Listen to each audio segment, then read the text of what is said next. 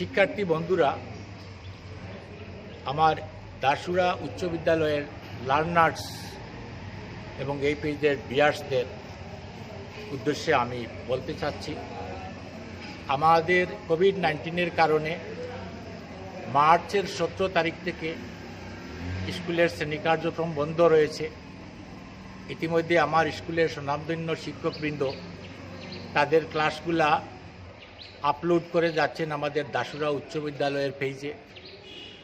আমি এগুলা মনিটরিং করছি। আমাদের শিক্ষার্থীরা এই ক্লাসগুলা তাদের আয়ত্ত করার চেষ্টা করছে। ইতিমধ্যে টেন্স বিষয়ে আমাদের নজরুল স্যার এবং সুয়েল রানা স্যার দুটি ক্লাস নিয়েছেন, তারা ইলাবোরেট বর্ণনা করে যাবেন।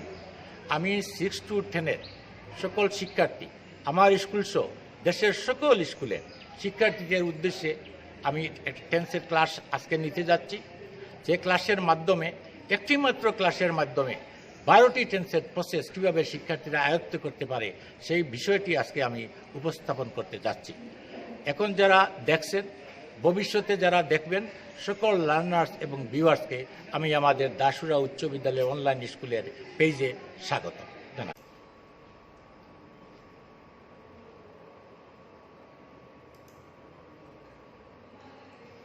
আমি মোহাম্মদ আতাউর রহমান, দাসুরা উচ্চ বিদ্যালয়ের প্রধান শিক্ষক,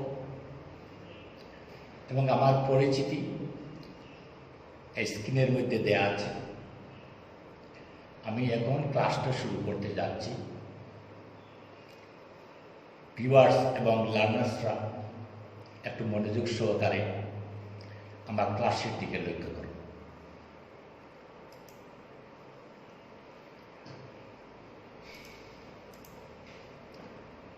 আমি এখানে 3টি বাক্য নিয়ে এসেছি। প্রথম বাক্যটি হচ্ছে, আমি আজ এখানে আছি। দ্বিতীয় বাক্যটি হচ্ছে, সে গতকাল এখানে ছিল। তৃতীয় বাক্যটি, তুমি আগামীকাল এখানে আসবে। এই 3টি বাক্য থেকে আমি 3টি সময়কে শনাক্ত করার চেষ্টা করেছি। তাহলে তোমরা বলো তো, আজকে আমাদের টপিকটার নাম কি?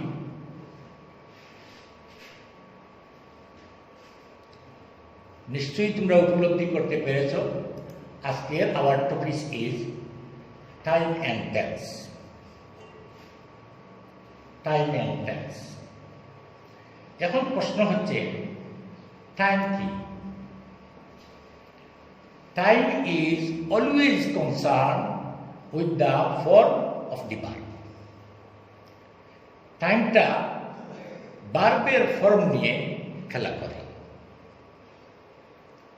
তাহলে টেন্স কি? Tense is always concerned with the meaning of the sentence. এই টেন্সটা বাক্যের অর্থ নিয়ে সে কনসার্ন করে। তাহলে টেন্সটা দাঁড়ালো কি? টেন্স হচ্ছে একটা ল্যাটিন শব্দ। এটার উৎপত্তি হয়েছে টেম্পাস থেকে, যার অর্থ হলো সময়। Tense denotes the time of A verb. এই ক্রিয়ার কাজ নিষ্পন্ন হওয়ার যে সময়, সেটাকে আমরা টেন্স বলি। এবং টেন্সটা কি? টেন্স হচ্ছে টাইম প্লাস অ্যাকশন। আমি যখন টাইমের উপর অ্যাকশন করব, তখন টেন্স পরিণত হবে। এখন টেন্সটা আসলে কিসের জন্য আমরা করি? আমি আগে বলেছি টেন্সটা বাক্যের উপর কনসার্ন করে।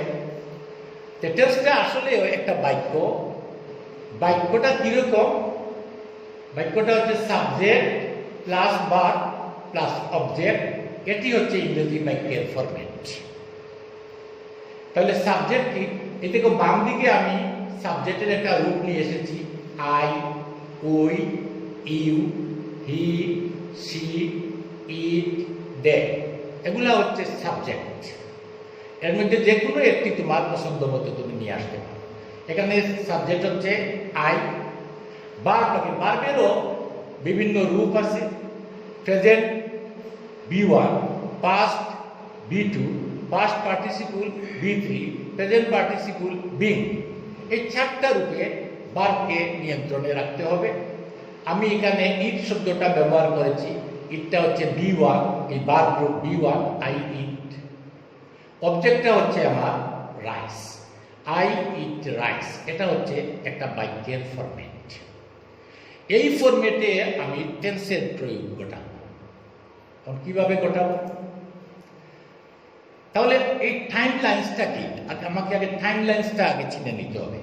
আমি যে টাইমের উপর অ্যাকশন করব, কখন করবো? আমি যে তিনটি বাক্য বলেছি আগে, একটা টাইম লাইন হচ্ছে কোন টাইম, এটা আমার প্রেজেন্ট টাইম।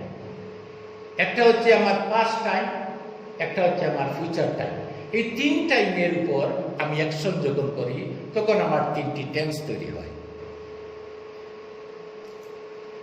এবং অ্যাকশন টাইপসগুলা কিরকম হয়? আমি যখন অ্যাকশন করি তখন আমার একটা অ্যাকশন হয় ইনডিফিনিট। আমি পরবর্তী যখন আরেকটা অ্যাকশন করি তখন সেটা হয় কন্টিনিউয়াস। তারপরের অ্যাকশনটা হয় পারফেক্ট, এরপরেরটা হয় পারফেক্ট কন্টিনিউয়াস। এইগুলা হচ্ছে প্রসেস। একটা টেন্সের চারটি প্রসেস, চারটি প্রসেসে চারটি রূপে সে আমাদের সামনে আবির্ভূত হয়। এখন একটু দেখি, খুব সহজে আমার সাথে তোমরা একটু খেয়াল করো। ইংরেজিতে তাহলে আমরা টেন্স পেলাম তিনটি।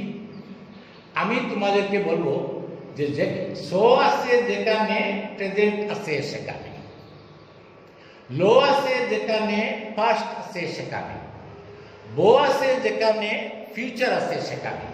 এই তিনটি শব্দ সো, লো, বো, এই শব্দটি তোমাদের মনে রাখতে পারলেই টেন্সের খেলা শেষ। সো আছে যেখানে প্রেজেন্ট আছে সেখানে, লো আছে যেখানে পাস্ট আছে সেখানে, বো আছে যেখানে ফিউচার আছে সেখানে। আমি লিখছি, এখানে সো আছে, সে লিখেছিল, এখানে লো আছে, তুমি লিখবে, এখানে বো আছে। এই তিনটি অক্ষর দিয়ে তোমাদেরকে বাংলা ক্রিয়ার শেষের থেকে চিনে নিলেই টেন্সটা তোমাদের প্রেজেন্ট, পাস্ট এবং ফিউচার টেন্স চিনা হয়ে যায়। এখন আসি প্রসেসটার উপরে। এই যে টেন্সের চারটি প্রসেস, চারটি রূপ, এগুলো কিভাবে চিনবে? যার কেউ নেই তার আল্লাহ আছে। মানে যদি বাক্যের শেষে কিছুই থাকে না তাহলে এটা ইনডিফিনিট টেন্স। যদি বাক্যে বাংলা ক্রিয়া শেষে তে লেখা থাকে তাহলে সেটা কন্টিনিউয়াস টেন্স। যদি অন্তুষ্ট ও অথবা অন্তুষ্ট ওই আকার লেখা থাকে সেটা হবে পারফেক্ট টেন্স। আর যদি সময় প্লাস তে থাকে তো সেটা হবে পারফেক্ট কন্টিনিউয়াস টেন্স। এই হচ্ছে চারটা রূপ আছে। টেন্স নাম্বার তিনটা, তিসারা 12টি টেন্সের রূপ আমি প্রয়োগ করব। এই রূপ অনুযায়ী সাহায্যকারী ভার্বের ব্যবহারটা কিরূপ হবে এই চারটি তোমরা লিখে নিয়ে রাখবে, খাতায় লিখে রাখবে। ইনডিফিনিট টেন্স যখন করবে প্রেজেন্ট টেন্সে ডু ডাজ হবে, পাস্ট টেন্সে গেলে এটা ডিড হবে, ফিউচার টেন্সে গেলে শেল উইল লাগবে। কন্টিনিউয়াস রূপে যখন যাবে তখন প্রেজেন্ট টেন্সে এম ইজ আর থাকবে, পাস্ট টেন্সে গেলে ওয়াজ ওয়ার হবে, ফিউচার টেন্সে শেল বি অথবা উইল বি ব্যবহৃত হবে। পারফেক্ট টেন্স যখন প্রয়োগ করবে তখন প্রেজেন্ট টেন্সে হ্যাভ অথবা হ্যাজ লাগবে, পাস্ট টেন্সে হ্যাড লাগবে, ফিউচার টেন্সে শেল হ্যাভ অথবা উইল হ্যাভ লাগবে। পারফেক্ট কন্টিনিউয়াস যখন করবে তখন হ্যাভ বিন লাগবে অথবা হ্যাজ বিন লাগবে প্রেজেন্ট টেন্সে, পাস্ট টেন্সে লাগবে শুধু হ্যাড বিন, ফিউচার টেন্সে লাগবে shall have been, will have been. এই চারটা তোমাকে সামনে নিয়ে রাখতে হবে, তখন এই প্রয়োগটা সহজে করতে পারবে। এখন চলো আমরা 12টি টেন্সের রূপটা আমরা কিভাবে ব্যবহার করি দেখে নিই। দেখো আমি এই প্রসেসগুলা নিয়ে বাম দিকের প্রসেসগুলা indefinite process, continuous process, perfect process, perfect continuous process. আমি প্রেজেন্ট টেন্সে যাচ্ছি। আমি বা খাই, যার কিছু নাই, যার কেউ নাই তার আল্লাহ আছে। মানে এখানে বাদের আমাদের এই যে সোলো বোর কিছু নাই, মানে এটা ইনডিফিনিট টেন্স। তাইলে আমি বাদ খাই, এটার সাবজেক্টটা হচ্ছে এই যে এস বি ওয়ান ও। এই রূপের গঠনটা হচ্ছে এস বি ওয়ান ও বসালেই প্রেজেন্ট ইনডিফিনিট টেন্স হয়ে যাবে। I eat rice. এটা যদি আমি কন্টিনিউয়াসে আসি প্রসেসে, তাহলে দেখে আমি তে আসি যে বলেছিলাম তে থাকিলে কন্টিনিউয়াস হয়। এখানে তে আছে, মানে এর মিনিট হলো কি এটা কন্টিনিউয়াস হয়ে গেছে।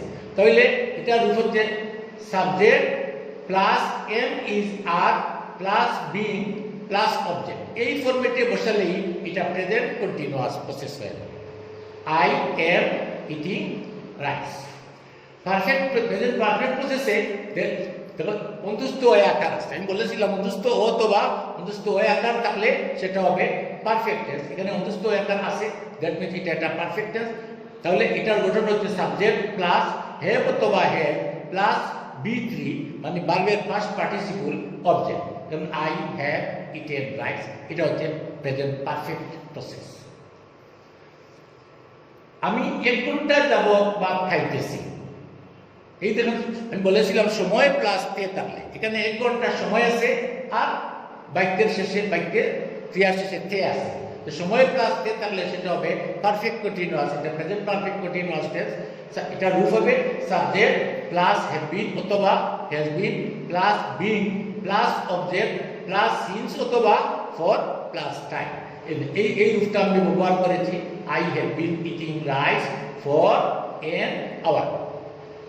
এই গেল আমার প্রেজেন্ট টেন্সের 4টি প্রসেস। ঠিক একইভাবে এখন পাস্ট টেন্সে যাই। এই যে আমি বলেছিলাম যে বাক্যের শেষে ল থাকলে সেটা পাস্ট টেন্স হয়। এখানে ল আছে, এটা পাস্ট টেন্স। আমি ভাত খাইলাম, এখানে আমি কোনো কিছু পাইতেছি না, এটা একটা ইনডিফিনিট টেন্স। তাহলে রূপটা হচ্ছে এস প্লাস B2 প্লাস ও, মানে B2 মানে past form, I ate rice. এটা হচ্ছে past indefinite process. Past continuous process, এই যে তে লেখা আছে মানে কন্টিনিউয়াস, ল আছে পাস্ট টেন্স, লতে আমি পাস্ট হইলাম, তে আছে কন্টিনিউয়াস, তাহলে এটা পাস্ট কন্টিনিউয়াস টেন্স। এটার প্রসেসটা হচ্ছে এস সাবজেক্ট প্লাস ওয়াজ অথবা were plus being plus object. বাক্যটা দাঁড়ালো আই ওয়াজ ইটিং রাইস। এটি হচ্ছে পাস্ট কন্টিনিউয়াস টেন্স। তারপরে একটা হচ্ছে পাস্ট পারফেক্ট টেন্স। যে অন্তস্থ আকার থাকলে বলেছিলাম আমি পারফেক্ট টেন্স হয়, লো আছে পাস্ট টেন্স হয়। তাহলে আমি দুইটা স্যাম্পলই আমার এখানে আছে। আমি ভাত খাইয়াছিলাম, এটা হচ্ছে পাস্ট পারফেক্ট টেন্সের রূপ। তাহলে এটার প্রসেসটা হচ্ছে সাবজেক্ট প্লাস হেড প্লাস ভার্বের first participle plus object, I had eaten rice. এখন আসি আমি পাস্ট পারফেক্ট কন্টিনিউয়াস টেন্স। আমি 1 ঘন্টা যাবত ভাত খাইতেছিলাম। এই যে আমার 1 ঘন্টার সময় আছে, সময় প্লাস তে আছে, দ্যাট মিনস এটা পারফেক্ট কন্টিনিউয়াস। আর ল আছে, এখানে ল আছে মানে এটা পাস্ট, তাহলে পাস্ট পারফেক্ট কন্টিনিউয়াস হয়ে গেল। এটার প্রসেসটা হচ্ছে সাবজেক্টের পরে হ্যাড বিন বসে, তারপরে বিং বসে, তারপরে অবজেক্ট, তারপরে সিন্স অথবা ফর, তারপরে টাইম বসালেই বাক্যটা হয়ে যায়। যেমন আমি বসিয়েছি আই হ্যাড বিন, বিং হচ্ছে ইটিং, অবজেক্ট হচ্ছে রাইস, ফর এন আওয়ার। এইগুলো আমার পাস্ট টেন্সের 4টি প্রসেস। এখন আসি আমি ফিউচার টেন্সে। আমি বলেছিলাম ব থাকলে ফিউচার হয়, সো লো ব আছে মানে এটা ফিউচার টেন্স। আর কিছু নাই, যার কিছু নাই তার আল্লাহ আছে মানে ইনডিফিনিট টেন্স। তাহলে আমি ভাত খাইব, এটার প্রসেস হচ্ছে সাবজেক্ট প্লাস শেল অথবা will plus B1 present for আর object, I shall eat rice. এটা হচ্ছে আমার ফিউচার ইনডিফিনিট টেন্সের প্রসেস। এরপরে আমি আসি ফিউচার কন্টিনিউয়াস। যে তে থাকলে কন্টিনিউয়াস তে আছে, আমি ভাত খাইতে থাকিব তে আছে, আছে বো মানে ফিউচার আছে, তাহলে এটা ফিউচার কন্টিনিউয়াস টেন্স। এটার প্রসেস হচ্ছে সাবজেক্টের সাথে শেল বি অথবা উইল বি লাগে, বিং লাগে, ভার্বের আইএনজি লাগে প্লাস অবজেক্ট। এই প্রসেসটা আমি এখানে ব্যবহার করেছি, I shall be eating rice. তার পরবর্তী হচ্ছে এটা হচ্ছে আমার ফিউচার পারফেক্ট টেন্স। আমি ভাত খাইয়া থাকিব। প্রথমে দেখো বো আছে মানে ফিউচার, অন্তস্থ আকার আছে মানে পারফেক্ট।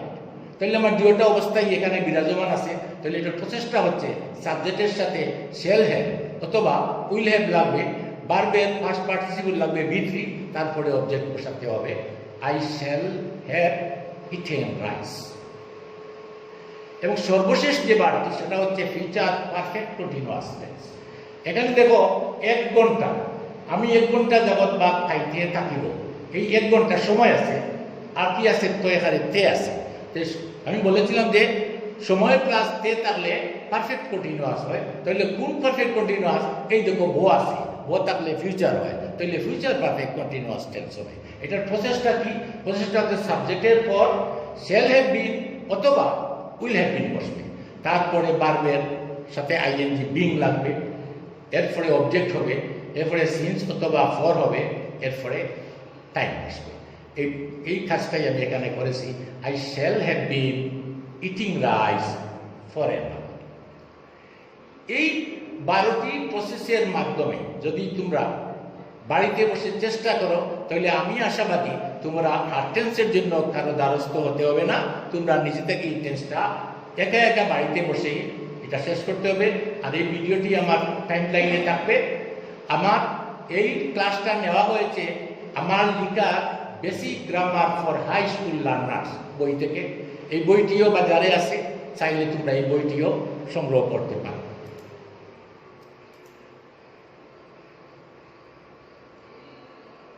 সবাই ভালো থাকো, সুস্থ থাকো। এই কোভিড-19 জন্য আমরা সবাই আমাদের সপরিবারে আমরা সুস্থ থাকি। আল্লাহর কাছে এই দোয়া করি। সবাইকে ধন্যবাদ।